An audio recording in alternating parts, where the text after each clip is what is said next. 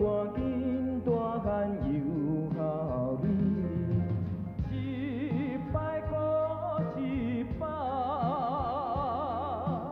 一回又一回，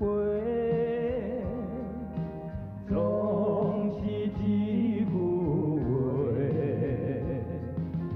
话，吃饱未，吃饱未，困饱未，困饱未，你敢有甲面皮？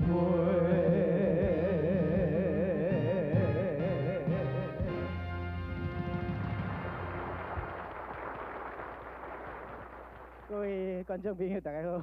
今日天天开心的，要互咱一句真好的俗语。这句俗语呢，我考劝大家应该包起来看。这句俗语头一句就是讲，水果食完流精子。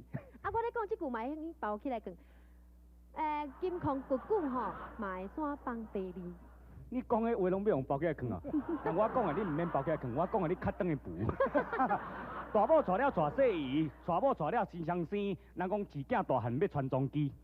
哦，你个俗语那遮尔啊长着，遮尔啊长着。我这俗语算特别有意义哦。饲囝饲大汉，就是要传宗基，所以讲咱不管饲到好囝，饲到歹囝，拢共款是爱饲。但是咱讲教养啊教养，唔好干那要养无够。你囡仔若饲大汉，无甲教示嘛袂用的。对。而且做歹囝，歹囝拢都嘛唔好，所以讲咱饲囝一定要教兼养字。对，囝不教是夫之过。对。啊，我咧讲的吼。